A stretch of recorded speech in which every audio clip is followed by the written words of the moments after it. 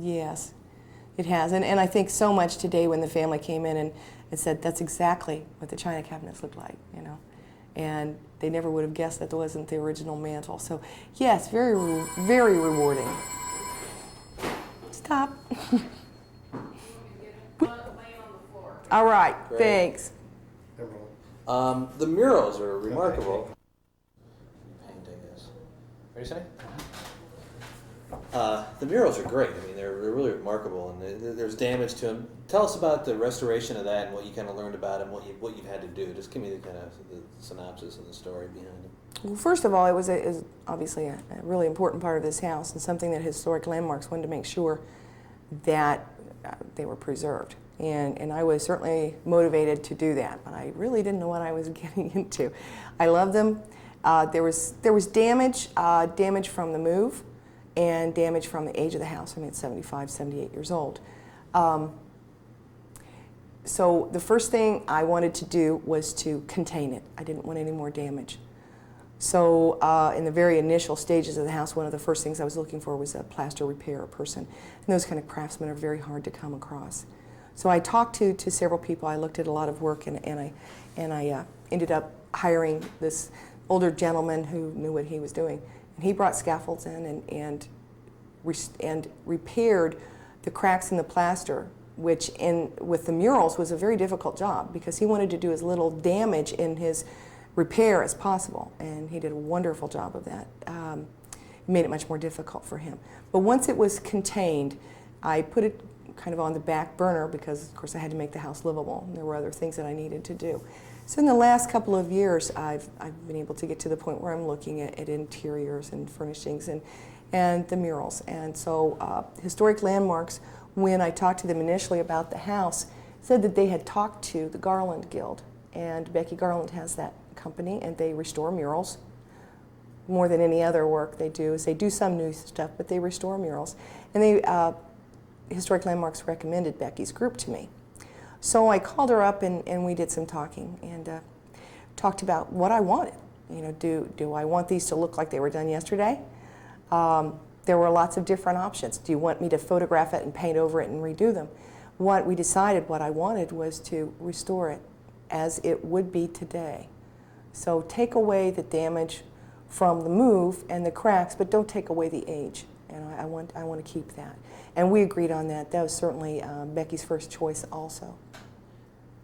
Has it been great living in a home with these things and watching the progress and seeing them? And tell me a little about that, maybe. It's fascinating. It's just fascinating. I know there are people who would think maybe I would get tired of this. You know, I want to paint my walls a different color every year, but it's grown on me. I've driven all of the decorations to the murals. That's how it works in this house. These are obviously what draws your eyes to the walls, and every room is different. Every room is enjoyable in its own ways. There's straw flowers and daisies and roses and Sicily, and I don't know. It's relaxing. I have my favorite murals, but relaxing I think is a word. I can sit and look at these walls and be entertained by them. Yeah. I don't know how to explain it. I don't know, it feels good to be keeping them. In the basement, tell me about, there's hooks in the ceiling. What's that all about? What are those? Well, this house was a part of the Kaido business, the banana business. And when they would bring them in, bananas didn't come in boxes and crates and go directly to grocery stores. They came in bunches on trucks, and they were green. And the Kaido family was, again, one of the very first importers of this rare fruit in the Midwest. And they would bring the bananas in and drive under the house, the big steep driveway that goes under the house, and drive in and take the bananas out and hang them on hooks so that they could ripen. And here's stories from the Kaido family about snakes and tarantulas and other things that came in with the bananas. But those bananas would ripen, and then the Kaido family would cut them down and sell them to other produce sellers in the farmer's market. And whatever was left over, they would take around in wagons and sell in the neighborhoods, the surrounding neighborhoods. And that's exclusively what they sold out of their business for many, many years until they merged with the Mascari family. Were you kind of surprised, I mean, getting back to contacting the Kaido? One story actually is at one point you were outside and somebody pulled up and said, "Hey, I used to live there," or something. Yes. What's that story? Tell me that one. Well, the family, of course, it's a large family, and they're scattered around Indianapolis and still involved in a lot of businesses, but a lot of the produce business also. And this is their old family home. So I've had the house on some home tours, some neighborhood home tours, and family comes in and to see the house. But this one day, I was getting ready to go out to dinner, and a car slowly came down the alley, and they were obviously, checking out the house. A lot of people check it out. It doesn't really fit in this Victorian neighborhood, for one thing. But these people were especially interested. And so she could tell I was looking, so she said, well, my father, who's in the back seat, grew up in this house. And so we just stopped what we were doing and had him in and took him through the house. And that, that sort of interaction with the family is how I've learned about this house. Not just the overall, the banana stories and that sort of thing, but the boys had the blue bedroom, and the girls had the pink one, and the things that they did daily, and how much their mother loved this house and how thrifty she was. Stories about the family that lived here, which is the history of this house. What was your reaction did you ever imagine that you'd be able to, a lot of things were missing in here, you probably said to yourself, oh, that's too bad, I'll have to replace them, but to find out that you could get these things and they were saved, how has that been for you? What was that experience like? It was wonderful. A lot of mixed feelings, because some of the things, like the mantle that I would dearly love to have had back, were simply lost in the shuffle. But on the other hand, other things like the wall sconces and the wonderful leaded glass doors and the French doors, those things came back to me. And it was like pieces that may or may not come back. Every piece that came back was treasured because it was another piece of this house. This has been tons of work, obviously, and you've done a great job. But if you could go back in time, how long ago did you buy this? I've been here almost 6 years. 6 years ago. Would you do it again? Would you live this kind of experience again? Oh, I had no idea what I was getting into. I had a good friend who, was helping guide me along there, but I don't know. I'm glad I didn't. I'm glad I didn't realize the extent of all the work that had to be done and the cost and everything else and the time. I'm glad I didn't, because I love this house now. And yeah, it means everything to me.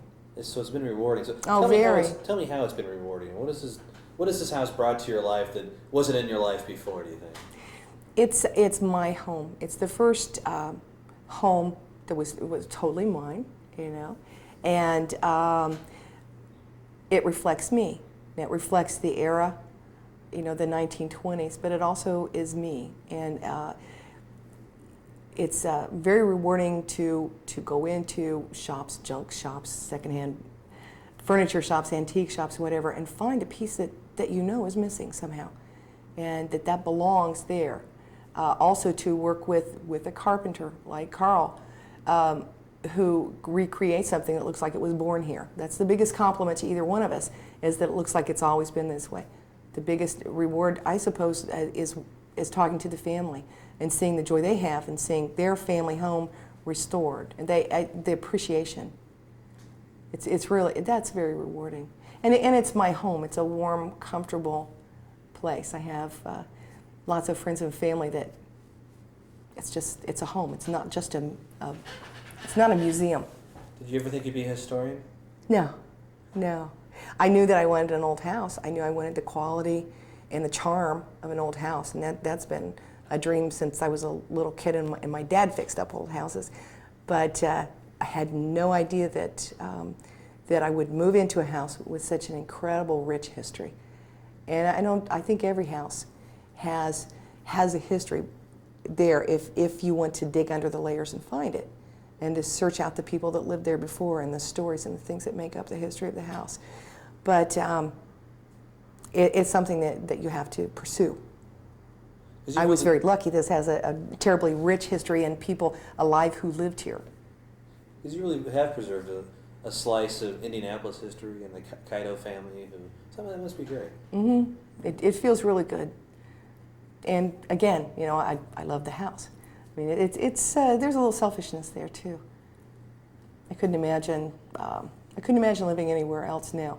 And yet, it's part of downtown Indianapolis, which is a really thriving city. So it's kind of the best of all the different worlds. Cool. Anything else you think of, Sonny? That was beautiful. That was a wonderful interview. Thank you. That was great. Thank you. You're a pro.